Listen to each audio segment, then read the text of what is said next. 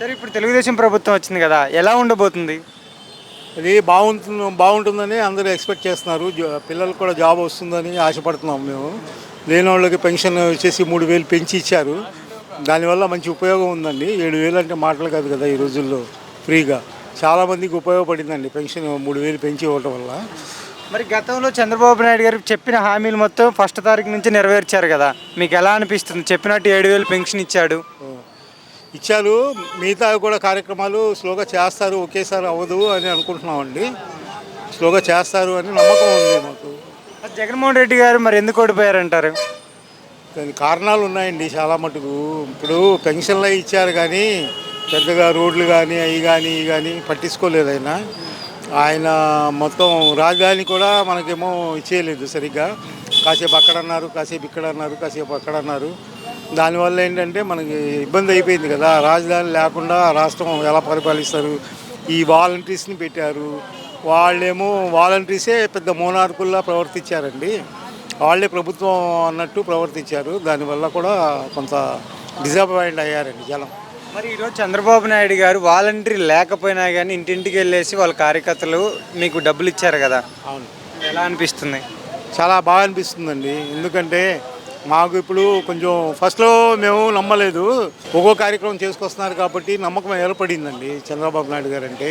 ఇంకా ఫ్యూచర్లో కూడా బాగుంటుందేమో అనుకుంటున్నాం. ఎందుకంటే ఆయన కూడా సీనియర్ రాజకీయ నాయకులు కాబట్టి ప్రజలకు ఇచ్చే వాగ్దానాలు చేస్తే ఫ్యూచర్ ఆయనకి ఉంటుంది, మాకు ఉంటుంది అని చెప్పేసి అనుకుంటున్నాం అండి. అసలు వాలంటీర్ వ్యవస్థ మీకు కావాలా వద్దా?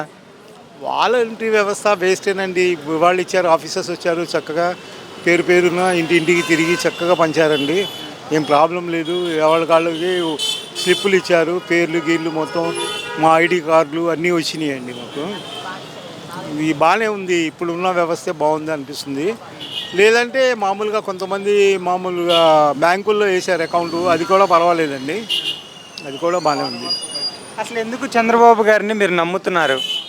అంటే పనులు చేస్తారు అనే నమ్మకం వచ్చిందండి. ఇప్పుడు పెన్షన్లు ఇచ్చారు, ఒక్కొక్క ప్రోగ్రాం చేసుకుంటూ వస్తున్నారు. వాగ్దానాలు అన్నీ నెరవేరుస్తారని అనుకుంటున్నామండి. ఇదివరకు చంద్రబాబు నాయుడు గారు వేరు, ఇప్పుడు వేరండి. ఇప్పుడు మార్పు వచ్చింది, ఆయనకి కూడా మార్పు వచ్చింది. ప్రజల నాడి తెలిసింది ఆయనకి. అందరూ సహకారంగా చేస్తారేమో అనుకుంటున్నామండి మేము. మరి జగన్మోహన్ రెడ్డి గారి గురించి చెప్పాలంటే మీరు ఏం చెప్తారు? ఇంకా చెప్పేది ఏముందండి, అంతా అయిపోయింది కదా. అంతా అవినీతి పరిపాలన చేసినట్టు మొత్తం టీవీల్లో వాటిల్లో యాడ్లో చూస్తున్నామండి. ఎక్కడికక్కడ బిల్డింగులు కట్టి అన్నీ చేసి అన్నీ చేశారు కదా. అది ఉపయోగం లేని పనులు చేశారండి. మెయిన్ ఆ డబ్బు అమౌంట్ పెట్టేసి ప్రాజెక్టులు కట్టినా నీటి వ్యవస్థ బాగుపడేది. నెక్స్ట్ రోడ్లు వేసినా సరే ప్రజలు బాగుండే ఇది. ఇప్పుడు ఒక రోడ్డు ఉందనుకోండి, వర్షం పడితే ఎక్కడ గొయ్యి ఉందో ఎక్కడ ఇది ఉందో తెలియట్లేదు. వాహనదారులు ఏం చేస్తున్నారంటే పడిపోతున్నారు ఎక్కడ పడితే అక్కడ. అది ప్రాబ్లంగా ఉంది కదా. జగన్మోహన్ రెడ్డి గారు ప్రజల్లో ఉంటారా? ప్రజల్లో లేకపోవచ్చండి. మొన్న ఈ మాటను బట్టి చూస్తే, ఈ ప్రజల నాడిని బట్టి చూస్తే ఇంకా నెక్స్ట్ కూడా ఏం అవకాశం ఉండదేమో అనుకుంటున్నాను. జగన్మోహన్ రెడ్డి గారు మాట మీద నుంచి ఉంటారని చెప్పేసి వాళ్ళ కార్యకర్తలు చెప్తున్నారు. కార్యకర్తలు ఏముందండి, నిన్న చెప్తారండి. ఇప్పుడు తెలుగుదేశం కార్యకర్తలు మా నాయకులు మంచివాళ్ళు అంటారు, వైఎస్ఆర్సీపీ వాళ్ళు మా వాళ్ళు మంచివాళ్ళు అంటారు. ఇవేందో కమ్యూనిస్ట్ పార్టీ వాళ్ళు అబ్బో మేమే గొప్ప అంటారు. నాయకులది కాదండి, ప్రజల నాడి నుంచి రావాలి. ఓటు అనేది ప్రజల నాడి నుంచి రావాలి. ప్రజల స్పందన ఉండాలి. చంద్రబాబు నాయుడు గారు చెప్పినట్టు మరి పెన్షన్ పెంచాడు కదా, తీసుకున్నారా? తీసుకున్నాం. ఎంత ఇచ్చారు ఈ నెలకి పెన్షన్? పెన్షన్కి 4,000 ఇచ్చాడు. ఇదివరకు పరిపాలన ఎంత ఇచ్చారు? ఇంతకుముందు 1,500. మరి చంద్రబాబు గారు పెట్టిన పథకాలన్నీ నెరవేరుస్తారని నమ్ముతున్నావా? నమ్ముతున్నా. ఆయనకు అనుభవం ఉంది కాబట్టి చేస్తాడని నమ్ముతున్నాం. దాంట్లో ముగ్గురు మద్దతు ఇచ్చాం కాబట్టి గెలుస్తారు, కంపల్సరీ చేస్తారని మాకు నమ్మకం. చంద్రబాబు నాయుడు గారు పెట్టిన పథకాలు కానీ ఇచ్చిన హామీలు కానీ నెరవేర్చలేదని చెప్పేసి వైసీపీ వాళ్ళు అంటున్నారు కదా, దానిపై అప్పుడుగా చూద్దాం. అసలు ఇంకా ఒక నెల కూడా కాలేదు కదా, అలానే ఎలా అనుకుంటారు? అలా అనుకుంటారు. ముందు ఒక నెల చూడాలి కదా, ఆయన పరిపాలన ఎలా ఉందో మనం చూసినా చెప్తాం. అంతే అనుమానం. ఒకసారి రెండుసార్లు గెలిచిన వ్యక్తి చేస్తాడు, చేపిస్తాడు అని నమ్మకం ఉంది కాబట్టే ఓట్లేసింది. డిపాజిట్లు కూడా లేకుండా ఎందుకు చేశారు అందరూ?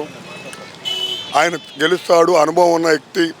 ఒక కుటుంబాన్ని నిలబడాలంటేనే ఆలోచన ఉండాలి కాబట్టి చేస్తారని నమ్మకం ఉంది.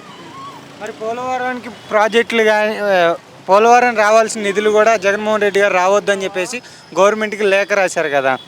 దానికి అధికారులు మిగతా వాళ్ళందరూ పూచుకొని చేస్తారు కానీ నమ్మకం ఉంది, మాకు కూడా చేస్తారు, కంపల్సరీగా చేస్తారు, చేపిస్తారు కూడా, నమ్మకం ఉంది. అది నారా లోకేష్ గారిపై మీ అభిప్రాయం ఏంటి?